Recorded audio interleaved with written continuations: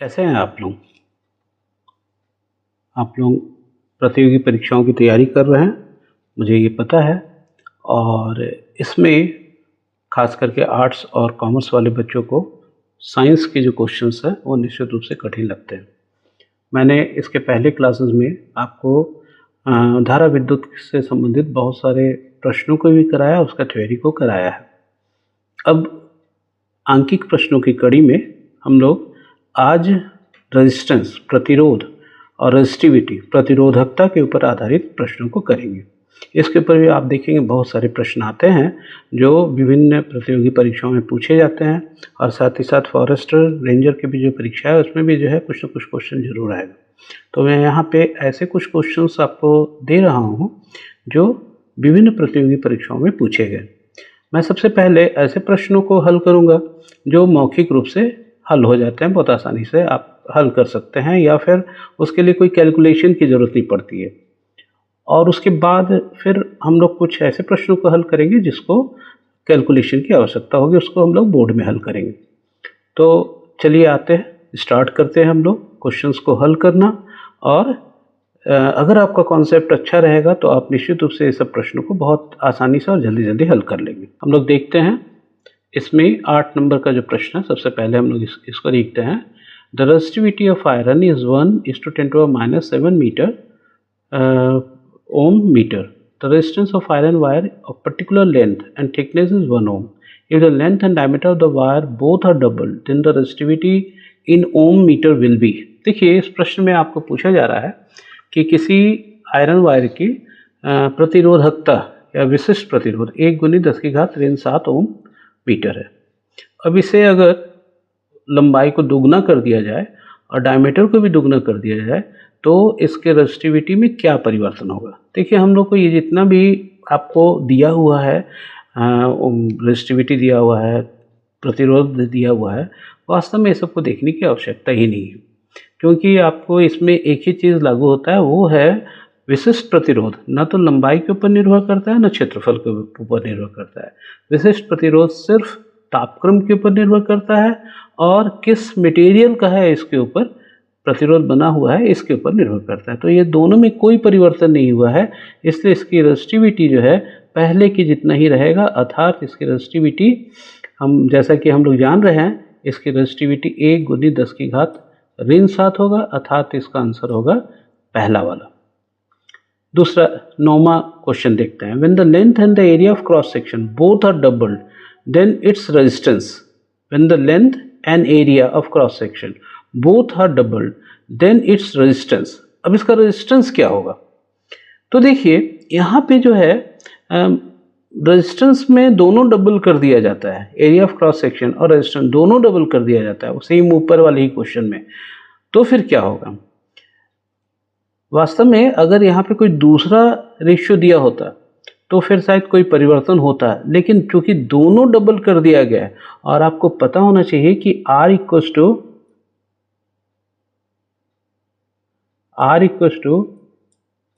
रो L/A होता है। तो चूंकि L भी बढ़ा दिया गया और A भी बढ़ा दिया गया, दोनों को डबल कर दिया गया, इसे 2 से 2 कट जाएगा और ये इसका भी आंसर क्या होगा? Will remain same.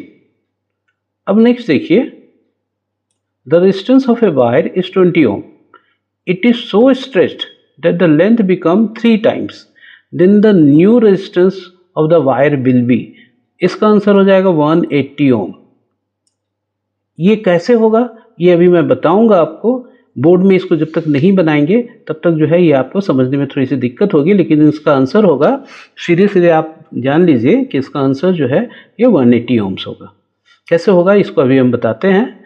The resistivity of a wire फिर से आता है, increases with the length of the wire, अगर लेंथ बढ़ाएंगे तो बढ़ेगा। Decreases with the area of cross section, decreases with the length and increases with the cross section area. मैंने पहले क्वेश्चन में बताया था कि रेजिस्टिविटी जो है, विशिष्ट प्रतिरोध, इन सब किसी भी चीज़ के ऊपर निर्भर नहीं करती है, इसलिए इसका answer none of the above statement is correct.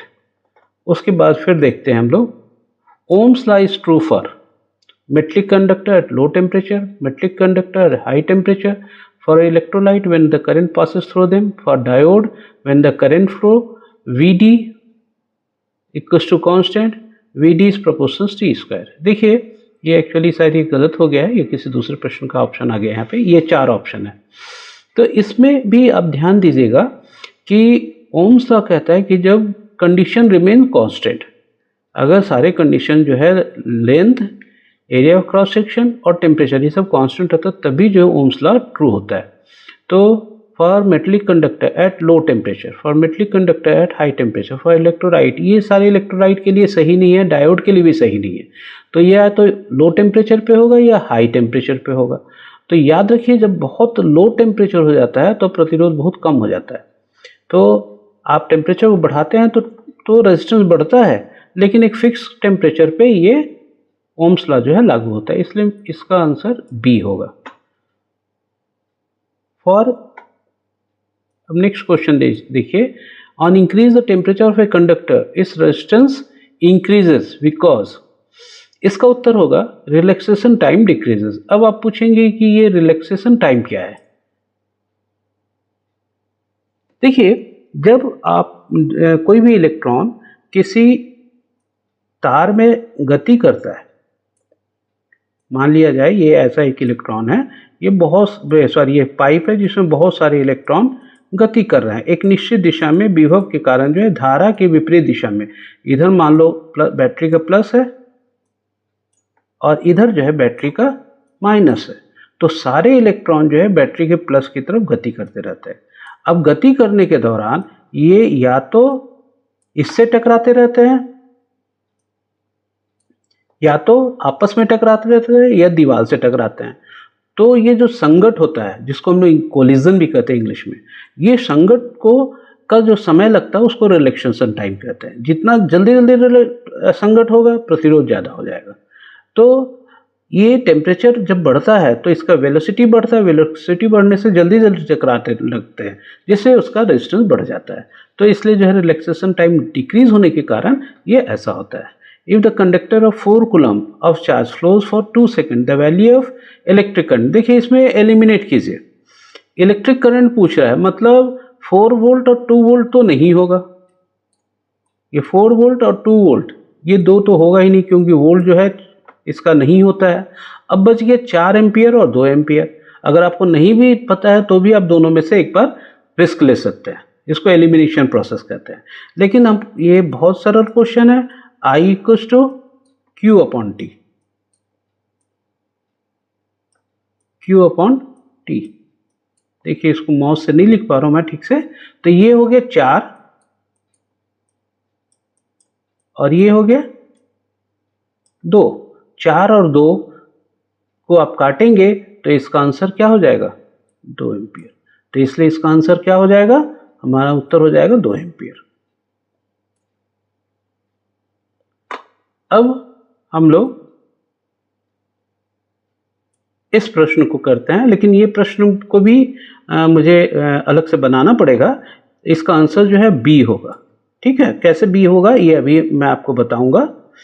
अब नेक्स्ट क्वेश्चन देखिए, 62.5 × 10⁻18 electron per second are flowing through the wire of the area of cross section 0.1 metre square, the value of current flowing through it will B.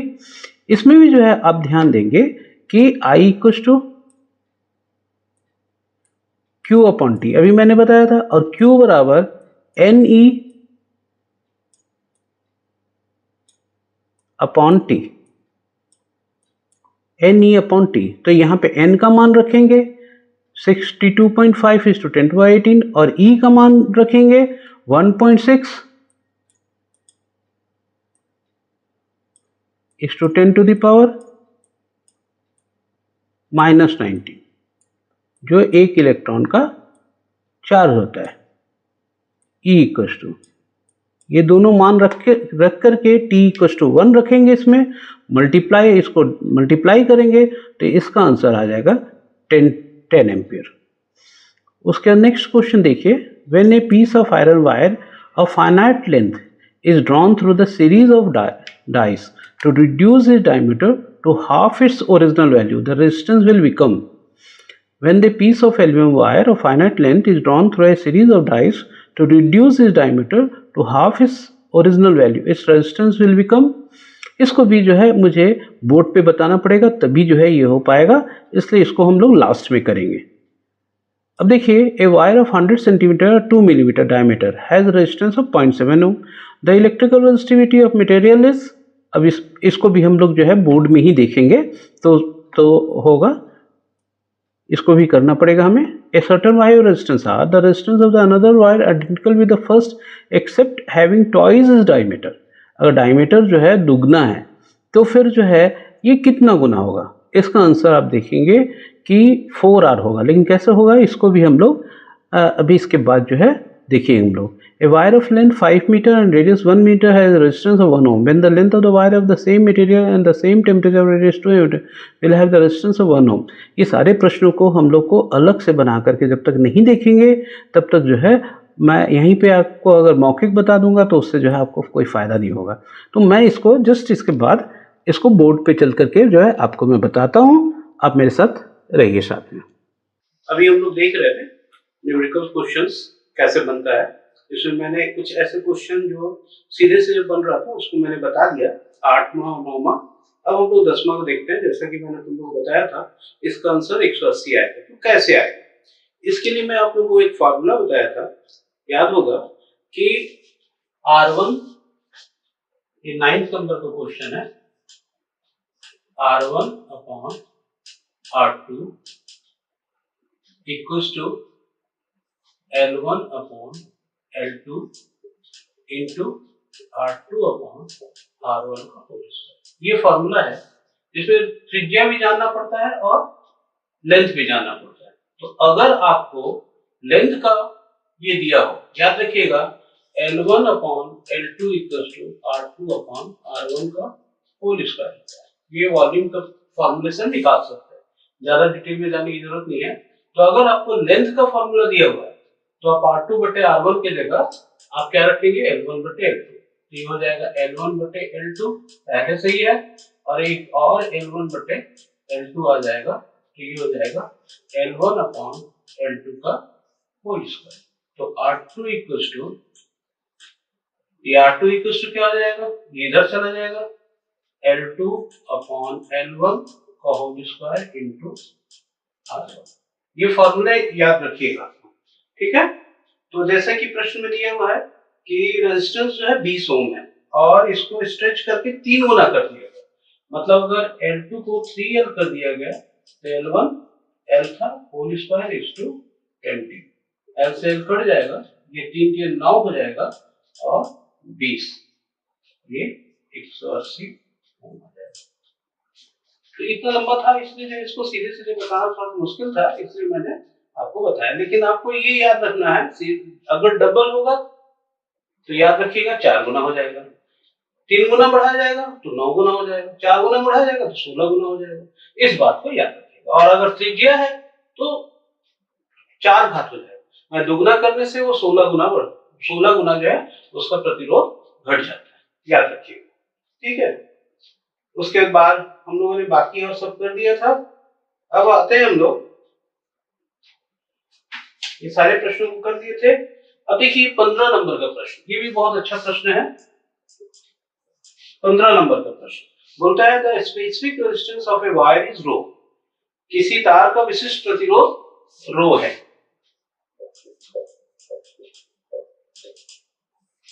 Specific resistance ये रो है, ठीक है। Its volume is 3m3, volume जो है इसका, volume को मान लो हम V लिखे तो 3 मीटर का क्यूब। Its resistance is 3 ohm, R equals to 3 ohm. इसका लेंथ कितना होगा, L इक्वल्स टू कितना होगा। सब समय जो है प्रश्न को बनाते समय ऐसा लिख लीजिए तो आपको सुविधा होगी। तो L का मान कितना होगा, तो आप जान रहे हैं कि R equals to rho L upon A। अब वो ऊपर नीचे इसमें L और L को गुना कर दीजिए और A इंटू L इसमें भी गुना कर दीजिए, तो ये हो जाएगा रो L स्क्वायर अपॉन V, जहां V जो है क्या है, वॉल्यूम है। तो L स्क्वायर इक्वल्स टू हो जाएगा R V अपॉन रो। ध्यान दीजिए R का मान कितना है 3 ओम, V का मान भी है 3 है और ये तो L स्क्वायर इक्वल टू इतना, तो L इक्वल टू 3 अपॉन, इसलिए मैंने इसका क्या बताया था V जो है इसका आंसर होगा। ये मैंने आप लोगों को पहले जो है करा दिया था।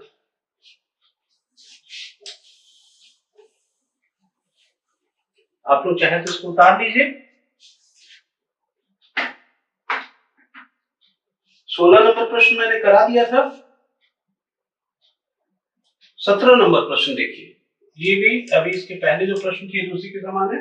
When a pipe of aluminum wire of finite length is drawn through a series of dies to reduce its diameter to half of its original volume, इसका जो वॉल्यूम है उससे इसको हाफ कर दिया गया। ठीक है, जितना इसका पहले का वॉल्यूम था उससे हाफ कर दिया गया। इट्स रेजिस्टेंस विल बिकम, इसका रेजिस्टेंस कितना हो।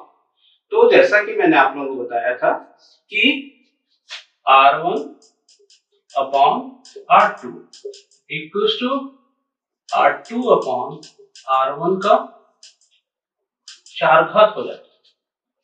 ठीक है, अगर डायमीटर को आधा करेंगे तो त्रिज्या में कितनी हो जाएगी, आधा ही हो जाएगी। तो R2 का मान कितना होगा ये आपको निकालना है। R2 इक्वल हो जाएगा R1 अपॉन R2, ये इधर चला जाएगा 4 इंटू R1। R1 का मान कितना है और हाफ कर दिया गया। मान लो R1 R है तो R2 का मान कितना कर दिया गया 1/2R, 4 घात इंटू इसका रेजिस्टेंस मान लिया जाए R, तो ये 2:4 और 16, तो आंसर क्या हो जाएगा 16 टाइम्स है इसका रेजिस्टेंस बढ़ जाएगा। अब 18 नंबर देखिए, a wire of 100 centimetre L equals to 100 centimetre, इसको हम मीटर में बदल दें 1 मीटर एंड 2 मिलीमीटर डायमीटर, तो R इक्वल्स टू हो जाएगा 1 मिलीमीटर। इस ऐसे प्रश्नों में आपको इकाई को बहुत ध्यान से देखना है। 1 मिलीमीटर बराबर 10 सेंटीमीटर, 1 सेंटीमीटर में 10 मिलीमीटर होता है और 1 मीटर में 100 सेंटीमीटर होता है, इसलिए हम इसको लिख सकते हैं 10⁻³ मीटर। 1 मिलीमीटर बराबर 10 की घात ऋण 3 मीटर। इसका रेजिस्टेंस जो है 0.7 ओम है।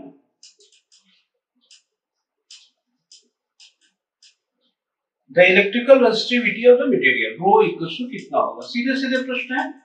तो R equals to rho L upon A, तो rho equals to R A upon L। जैसा कि आप जान रहे हैं R का मान कितना दिया हुआ है 0.7 दिया हुआ है, A का मान इसमें जो है आप पाई R, जब ये पाई R स्क्वायर होता है तो ये 10⁻³ का होल स्क्वायर हो जाएगा अपॉन, गलत मैं कर दिया हूं, L का मान यहाँ पे रखेंगे, तो L इक्वल्स टू है 1 और A बराबर है 10⁻⁵ मतलब 22/7 और ये हो जाएगा 10⁻³ का होल स्क्वायर। ऐसे जब आता है तब कई बार आपको दिक्कत होती है, तो इसको पार्ट पार्ट करके कीजिए। मैंने यहाँ पे गलत किया है, ये फॉर्मूला ध्यान दीजिएगा। R equals to rho L upon A, तो rho equals to R A upon L, मैं सही वैल्यू सही भर रहा था। R हो जाएगा 0.7, A पाई 22/7 गुणित 10 की घात ऋण 3, 22/7 गुणित पाई R का होल स्क्वायर होता है, तो पाई R का होल स्क्वायर इसका whole square divided by L, L एक हो गई। तो ये 7 से 7 कट जाएगा, 0.1 हो जाएगा, मतलब ये हो जाएगा हमारा 22 गुनी 10 की घात ऋण 7। 22 गुनी 10 की घात ऋण 7 का मतलब है इसका आंसर हो जाएगा 2.2 × 10⁻⁻6 ओम। मतलब इसका आंसर क्या हो जाएगा, डी वाला इसका आंसर आ जाएगा। ठीक है, 19वां सवाल देखिए।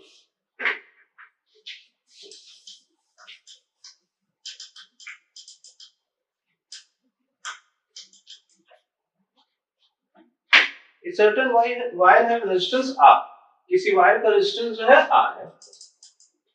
The resistance of another wire is identical with the first except having twice its diameter, बाकी सब चीज समान है, केवल इसका डायमीटर दुगना है। तो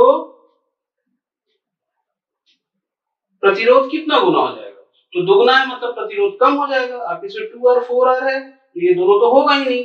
अब जो है ये 0.25 है, 0.5 है, तो जैसा कि हम जान रहे हैं वर्ग के समानुपाती होता है, विष्मानुपाती होता है, इसलिए इसका आंसर 0.25 आ रहा है।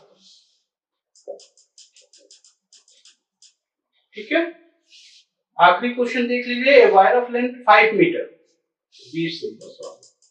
L equals to 5 metre and radius R equals to 1 millimetre, मतलब ये हो जाएगा 10⁻³ मीटर। सब समय जो है इकाई को चेंज कर लीजिए। R equals to 1 ohm। When what length of the wire of the same material of the same temperature of radius 2 millimeter, R2 equals to 2 millimeter will also have the resistance of 1 ohm, same resistance होगा 1 ohm के बराबर। इसका length कितना होगा, इसका मान लीजिए हम L1 लिखे तो L2 equals to कितना होगा। ध्यान दीजिए R1 equals to होगा रो L1 अपॉन 5 R1 का स्क्वायर, और R2 इक्वल टू हो जाएगा रो L2 अपॉन 5 R2 का होल स्क्वायर। क्योंकि R1 और R2 का मान बराबर होना चाहिए, जैसे हम लिख सकते हैं rho L1 5 R1 square equal to rho L2 upon 5 R2। Rho से रो कैंसिल हो गया, इससे ये कैंसिल हो गया। L2 का मान चाहिए तो L2 equal to L1 R2 का स्क्वायर बटे R1 का स्क्वायर। L1 कितना है, 5 है। R2 कितना है, R2 इक्वल्स टू 2 मिलीमीटर, इसमें चेंज करने की जरूरत नहीं है। और R1 कितना है, तो 1 है, तो ये कितना हो जाएगा 20 मीटर में था इसका, तो ये भी 20 मीटर, इसलिए इसका आंसर भी क्या हो जाएगा 20 का डी आंसर का 20 का। तो आप देख रहे हैं कि कितनी जल्दी जल्दी हम लोग से सवाल में है, अगर आपका कॉन्सेप्ट क्लियर होगा तो हम बहुत आसानी से जल्दी जल्दी हम सवालों को बना लेंगे। ठीक है, तो मैं समझता हूँ कि इतने न्यूमेरिकल्स मैंने जितना पढ़ाया है आप लोगों के लिए पर्याप्त होगा। आप इसके ऊपर और भी न्यूमेरिकल्स को प्रैक्टिस कीजिए, जितने न्यूमेरिकल्स प्रैक्टिस करेंगे उतना जल्दी करेंगे। बनना तो चाहिए, प्रतियोगी परीक्षाओं में दो चीजें हैं, एक तो बनना चाहिए और साथ ही साथ जल्दी बनना चाहिए। तो जल्दी कैसे बनेगा, जब तक आप प्रैक्टिस नहीं करोगे तब तक प्रैक्टिस नहीं बनेगा। तो प्रैक्टिस कीजिए, अगर कुछ नहीं बनता है तो मुझसे पूछिए, मेरे व्हाट्सएप नंबर पे पूछ सकते हैं, अथवा आप कमेंट बॉक्स में आप प्रश्न डाल सकते हैं, मैं उसका उत्तर जरूर दूंगा। तो इसके अगले क्लासेस में हम लोग power of A electrical circuit इसको हम पढ़ेंगे, उसके ऊपर भी बहुत सारे क्वेश्चंस आते हैं। पहले हम लोग उसका थोड़ा सा थ्योरी तो पढ़ लेना चाहिए, क्योंकि आप थ्योरी नहीं पढ़ेंगे तो फिर आपको बहुत सारे तथ्यात्मक प्रश्नों का उत्तर नहीं दे पाएंगे। जैसे थोड़ा सा हम लोग थ्योरी पढ़ लेंगे और उसके बाद फिर उसके न्यूमेरिकल्स क्वेश्चन करेंगे। तो धन्यवाद, मेरे साथ बने रहिए, और अगर अभी तक आपने सब्सक्राइब नहीं किया है तो मेरे चैनल को जरूर सब्सक्राइब करिए, जिससे आपको नई नई जो जानकारियां हैं और प्रश्न है आपको मिलते रहे, अंकित प्रश्नों के बारे में आपको जानकारी मिलते रहे और आप अच्छे से तैयारी कर सके। ज्यादा समय नहीं है, आप 3 महीने की केवल समय है, तो आप उसमें अच्छे से अच्छे ढंग से तैयारी कर सकते। Thank you.